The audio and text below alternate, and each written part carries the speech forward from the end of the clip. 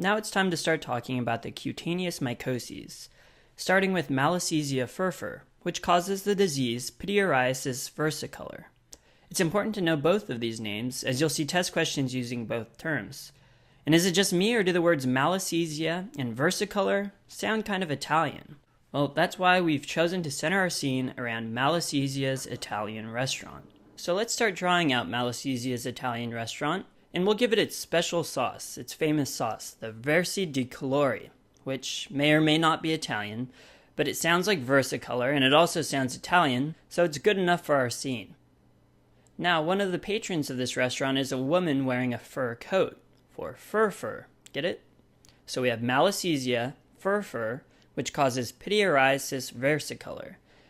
Enough with the naming and setting of the scene. Let's get down to talking about this fungus. The most prominent characteristic of Malassezia furfur is the fact that it has a spaghetti and meatball appearance on KOH prep of skin scrapings, which is yet another reason we went with an Italian theme. So here we're going to have the lady ordering a plate of spaghetti and meatballs. The chef is sprinkling on some KOH salt onto the spaghetti to remind you of how it's diagnosed, by KOH prep. Now, Malassezia is part of normal skin flora and generally thrives under hot and humid conditions. To illustrate this, we're going to draw in heat lamps, which are meant to keep the food warm. However, the chef is getting sweaty being in the kitchen next to all of these heat lamps all day, and the fungus is going to take a toll on him as it converts to its disease form with the humidity. And thus, the fungus is going to have opportunity to take its toll on him in this hot and humid environment. So Malassezia, as we said before, causes pityriasis versicolor in healthy individuals, which essentially is just hypopigmented or hyperpigmented patches. It's not too devastating. Rather, it's just a simple dermatologic annoyance for otherwise healthy patients.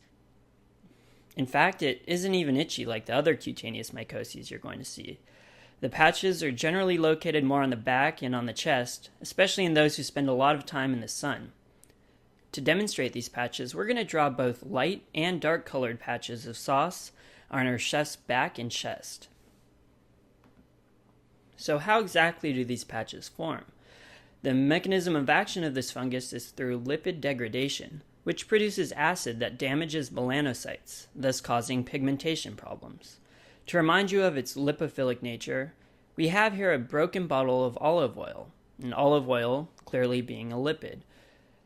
Being a cutaneous mycoses, this fungus generally remains confined to the skin.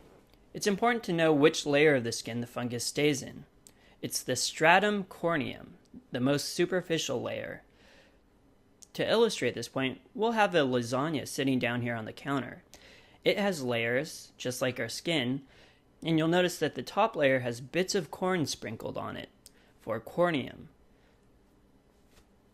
So it makes sense that if the fungus is sitting on our skin, it infects the top layer of the skin.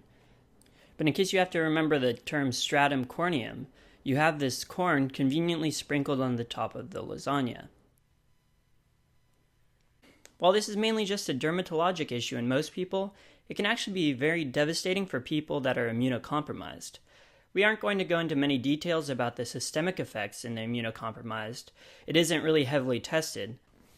However, you may see the association of Malassezia fungemia in neonates that are receiving TPN, or total parenteral nutrition. Along with TPN is a lipid infusion that travels through catheters into the body, and neonates in the NICU often receive this. Remember that the fungus loves lipids, and now with a catheter that allows access through the blood, the fungus can grow in the lipid transfusions, enter the body, and cause sepsis and thrombocytopenia.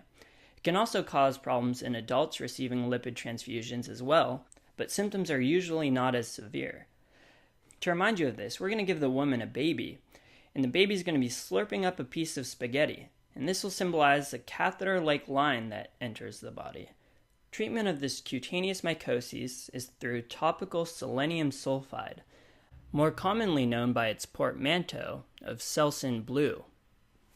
It works by promoting the shedding of the stratum corneum, which, remember, is where the fungus resides.